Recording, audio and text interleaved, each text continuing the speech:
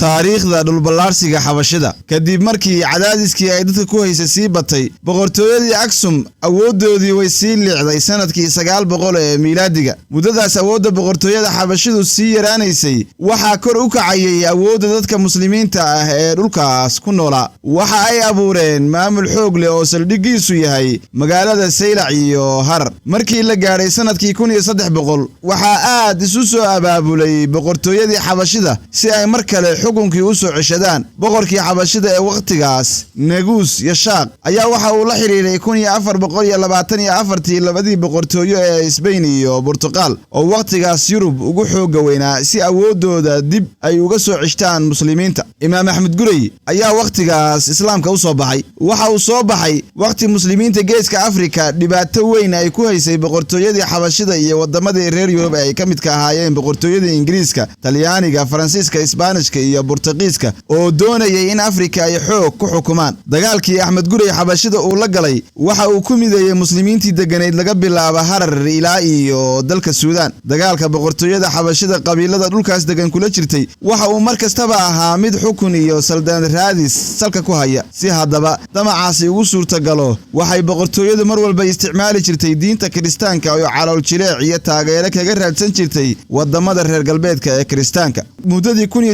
1880kii waxay ahayd markii xabashidu hubkii u badnaa ee heshay oo ay ku ballaarsatay dhulweynaha ay maanta xukunto dhaqaalaha dhulka Soomaalidu degto aad ayuu u xumaa laga soo bilaabo Shabeellada Sare ilaa la gaarayo xeebaha Banaadir taasoo sabab u ahayd hubka badan ee xabashidu heshay iyo duulimaadkii ay ku qaaday dhulalkii Soomaalida kadibna xoolihii iyo waxay hanti haysteen ayay xabashidu ka dhacday Soomaalida ceelashii ay ka cabi jireen ka qabsatay dhacdadaas ka sokow duulamadaas xabashidu waxa ay dhaawac weyn u geysteen dhaqaaqyadii dadka iyo baayac mushtarigii dadka Soomaalida ka dhaxeeyay waxa kale oo weeraradaas xabashidu abuureen nabadgelyo darro iyo dadkii oo safaradii ka baaqday muddadaas awoodda xabashidu soo weynaanaysay waxa magaalada Harar oo magaalada madaxda muslimiinta ahayd deganaa ciidamo masaari ah oo muslimiinta taageerayay hase ahaatee wadamada reer galbeedka ahaa ee awoodda lahaa ayaa waxa ay Masar u qasbeen in ciidankeeda ay magaalada kala baxdo si kuwa boqor Mililik ay u soo galaan markii ciidamadii Masar isu diyaariyeen aakhirkii 1884 inay Harar ka baxaan ilaa 30,000 oo ciidamada Mililik ka tirsan aadna u hubaysan ayaa meelan Harar ka fogeyn fadhiyay oo sugayay intii ciidamadu Masar magaalada ka baxayaan boqor Mililik hubka culus ee huustay waxa ugu deeqay wadamada ay ka mid ka ahaayeen Ingiriiska Ruushka Portugiiska Faransiiska iyo Isbaanishka ujeedada ugu weyn ee wadamadaasi u taageerayeen waxa ay ahayd xagga diinta